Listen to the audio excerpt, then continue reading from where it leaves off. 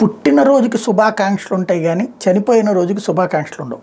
వర్ధంతులకి శుభాకాంక్షలు చెప్తే సహజంగా నెగిటివిటీ అవుతుంది. అయితే కొన్ని మనకి సంబంధం లేనటువంటి పండగలు, మనం రాజకీయాల్లో ఉన్నాం కాబట్టి ఆ పండగలకి సంబంధించి గ్రీట్ చేయాలి. ఆ గ్రీట్ చేసేటప్పుడు జరిగే చిన్న అంశం పెద్ద ట్రోల్ అయ్యేటప్పటికి తాజాగా లోకేష్ తన ట్వీట్ని మార్చారు. ఇది ఫస్ట్ లోకేష్ ఇచ్చినటువంటి ట్వీట్. ఏదైతే క్రైస్తవులకి పవిత్రమైన గుడ్ ఫ్రైడే సందర్భంగా శుభాకాంక్షలు, దయామయుడైన యేసుక్రీస్తు త్యాగమే గుడ్ ఫ్రైడే, తన జీవితాన్ని ప్రపంచానికి గొప్ప సందేశంగా అందించారు జీసస్, ప్రభువు చూపిన ప్రేమ, కరుణ, క్షమ, త్యాగ మార్గాన్ని అనుసరించడం ద్వారా గుడ్ ఫ్రైడేని వేడుకగా చేసుకోవాలని కోరుకుంటున్నాను అంటూ ఆ తర్వాత దీని మీద నెటిజన్స్ పెద్ద ఎత్తున విరుచుకుపడ్డారు. గుడ్ ఫ్రైడేస్కి శుభాకాంక్షలు చెప్పారంటూ ట్విట్టర్లో వైఎస్ఆర్సీపీ సోషల్ మీడియా వాళ్ళు క్వశ్చన్ల మీద క్వశ్చన్లు చేసేటప్పటికి మళ్ళీ రూట్ మార్చి దాంట్లో ఎడిట్ చేశారు ఆ ట్వీట్ని.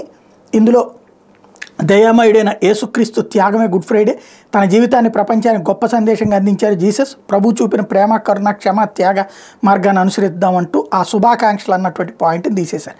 తద్వారా ఇక్కడ వరుసపెట్టి సినిమా నడుస్తూ ఉన్నాయి, ఒకళ్ళనొకళ్ళు టార్గెట్ చేసుకోవడం అన్నటువంటిది.